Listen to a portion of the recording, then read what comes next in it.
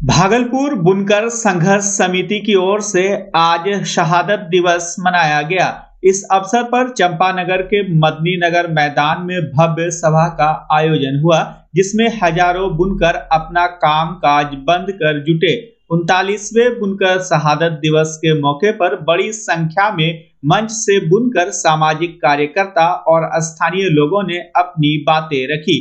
कार्यक्रम का उद्देश्य शहीद बुनकर शशि जहांगीर और गंगा प्रसाद को श्रद्धांजलि देना और बुनकरों की समस्याओं को सरकार तक पहुंचाना रहा। वक्ताओं ने कहा कि बुनकर समाज ने देश की पहचान बनाई है, लेकिन आज यह उपेक्षा का शिकार है। सभा में अलग पहचान, अस्थायी रोजगार, बिजली बिल में राहत, कच्चा माल, उचित बाजार, शिक्षा और स्वास्थ्य सुविधाओं की मांग उठी। वक्ताओं ने कहा कि अगर समय रहते ठोस नीति नहीं बनी तो पारंपरिक बुनकरी संकट में पड़ जाएगी। पिछले दिनों चुनाव हुआ था, क्या आपने एजेंडे में रखा? किसी प्रत्याशी को आपने कहा कि जो इसको पूरा नहीं करेगा वो हमसे बात करने के लिए नहीं आएगा, हमसे वोट मांगने के लिए नहीं आएगा। लेकिन जब चुनाव होता है तब आप धर्म में बट जाते हैं, आप जातियों में बट जाते हैं, संप्रदायों में बट जाते हैं, तब आप बुनकर नहीं रहते। यही तो विडंबना है कि किसान का अभिधान नहीं बिकता। क्रय केंद्र खुला हुआ 1369 रुपया उसका कीमत है, कोई क्रय केंद्र नहीं खरीदता, उसको काफी गुस्सा है। लेकिन जब फैसला सुनाने का वक्त होता है तब वो किसान, कोई यादव होता, कोई कुशवाहा होता, कोई ब्राह्मण होता, कोई भूमिहार होता, और वो जातियों में बट जाता और अपनी समस्या को भूल जाता। और वो जो आज तक आजादी के बाद करते आए, अपने जाति के टोपी को बचाने के लिए, आज ये बुनकर संघर्ष समिति की तरफ से जो आयोजित 39वां शहीद दिवस मनाया जा रहा है। इस शहीद दिवस के मौके पर मैं अपने तमाम बुनकर भाइयों की तरफ से ये पैगाम देना चाहता हूं सरकार को कि वो हमारे सारे मसले को हल करने के तरफ कृपया ध्यान दें, क्योंकि हम बुनकर अब यहाँ से पलायन करते जा रहे हैं। बुनकरों की आधी आबादी पलायन कर चुकी है, क्योंकि बिजली रहते हुए हम लोगों के पास काम नहीं है। बुनकर जो बहुत परेशान हाल है, और दूसरी तरफ बिजली डिपार्ट जो है बहुत ही ज्यादती कर रही है, क्योंकि बुनकरों के यहाँ मीटर नहीं लगाया गया है, और जिन लोगों के मीटर नहीं लगाया आज उनके ऊपर केस करके FIR करके परेशान कर रहे हैं। इसलिए मैं अपने उच्च अधिकारी और सरकार से मांग करता हूं कि इस मसले को हल करने की कोशिश करें, और फिलहाल इस बुनकरों पर जो आफत मुसीबत जो डिपार्ट की तरफ से आया हुआ है या आने की कोशिश की जा रही है, उसको रोकने की कोशिश की जाए और हम बुनकरों को भी जीने का हक दिया जाए। मैं बुनकर संघर्ष समिति का महासचिव मोहम्मद अशफाक अंसारी।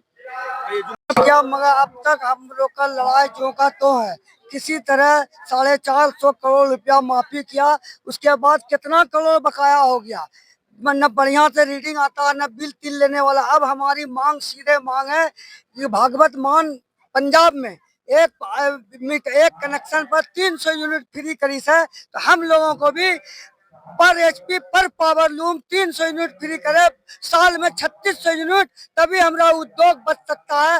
यही दो उद्योग है, भागलपुर गया, और बुनकर के कोई माल पर टैरिफ न लगे, और हमको फ्री वाला बिजली दिया जाए, जिसमें हम पूरा दुनिया के बाजार में मुकाबला करेंगे। हमसे बिजली बिल नहीं लिया जाए। सरकार के नुमाइंदे आते हैं, हाँ, सरकार के नुमाइंदे आते हैं, अपनी बात रख के चले आते हैं, मगर उसके बाद कोई सुनने वाला नहीं। हम लोग पटना भी कई बार डायरेक्टर के यहाँ, सचिवालय के यहाँ बातचीत होती है, मगर जो का तो जस का तस रहता है। हम सीधा मांग करते हैं कि हमको 300 यूनिट 1 HP 1 पावर लूम, एक लूम पर 3600 यूनिट साल में दीजिए, हम पूरा दुनिया के बाजार में मुकाबला कर रहे हैं। जुम्मन अंसारी, जिला उपाध्यक्ष।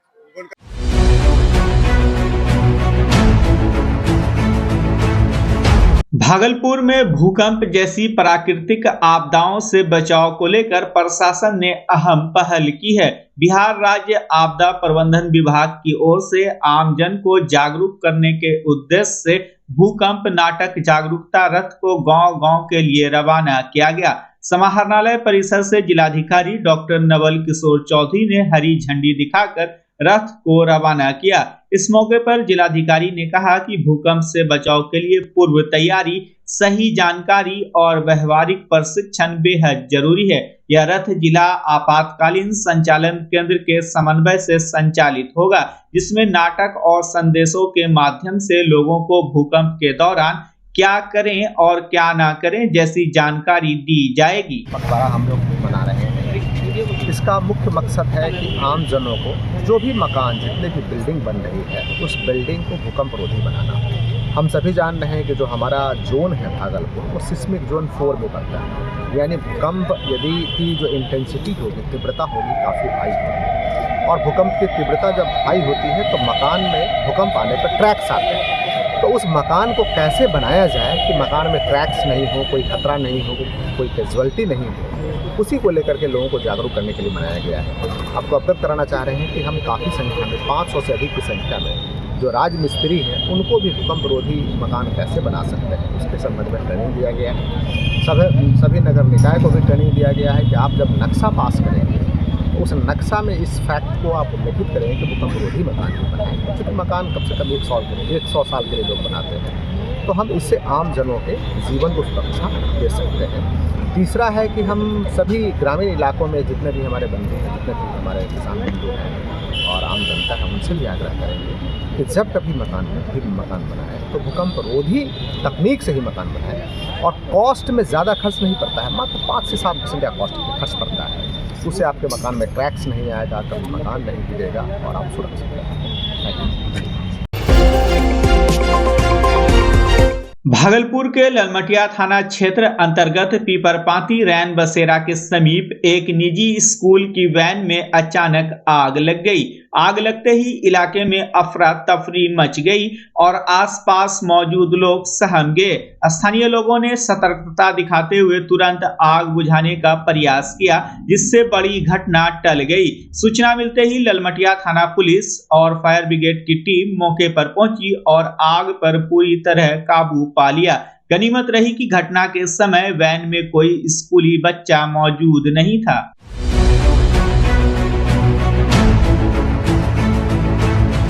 भागलपुर में एक शिक्षक की हत्या की साजिश को पुलिस ने समय रहते नाकाम कर दिया।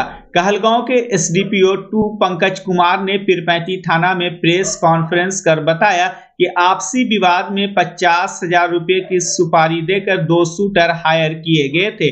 गुप्त सूचना पर पुलिस ने बसंतपुर रेलवे अंडरपास के पास छापेमारी कर सत्यम कुमार और कमल कुमार को गिरफ्तार किया। पूछताछ में दोनों ने साजिश स्वीकार की। उनके पास से देसी कट्टा, जिंदा कारतूस और मोबाइल बरामद हुए। मामले में केस दर्ज कर दोनों को न्यायिक हिरासत में भेज दिया गया।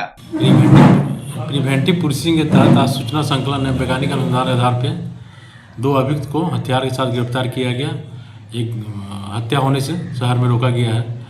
ये हमारी पुलिस टीम की बहुत बड़ी उपलब्धि है। ये घटना होने के पहले हम लोग को सूचना मिल गई थी। पुलिस अधीक्षक, बड़ी पुलिस अधीक्षक के नेतृत्व में टीम का गठन किया गया। रात में छापेमारी की गई, जिसमें 2 व्यक्ति की गिरफ्तारी किया गया। इन्होंने अपनी घटना में संलिप्तता को भी स्वीकार किया है कि आपसी विवाद में, 2 के विवाद में वे लोग सुपारी लेके हत्या करने वाले थे। इसमें दोनों गिरफ्तार किया गया है।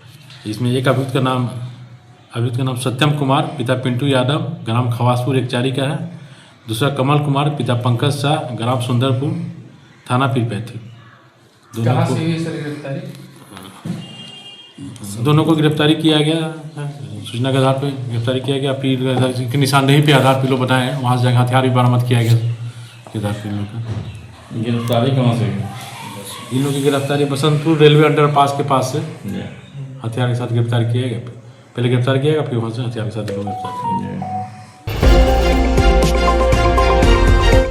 बच्चा जब जन्म लेता है तो कई बार बच्चा तुरंत नहीं रोता है, रोने में देर हो जाता है। ऐसे में बच्चा क्षतिग्रस्त हो जाता है और उसके बचने की संभावना कम हो जाती है। और यदि बच्चा तो भविष्य में उसमें विकलांगता की समस्या आती है, जिसे सीपी कहते हैं, जिसका कोई माकूल इलाज नहीं है और ज़िंदगी भर बच्चा विकलांगता से जूझ सकता है। ऐसे में पूरे संसार में कूलिंग थेरेपी का सहारा लिया जाता है। जन्म से ठीक 6 घंटा के अंदर यदि उसको कूलिंग थेरेपी दिया जाए तो उससे उसका सीपी की समस्या कम होती है और बचने की भी संभावना बढ़ती है। पहली बार बिहार झारखंड में आपके शहर के स्नेह नवजात शिशु बाल सेवा केंद्र में यह मशीन उपलब्ध है। कभी भी ऐसी बात हो कि बच्चा रोने में विलम्ब हो गया तो आप स्नेह नवजात शिशु बाल सेवा केंद्र में जरूर संपर्क करें।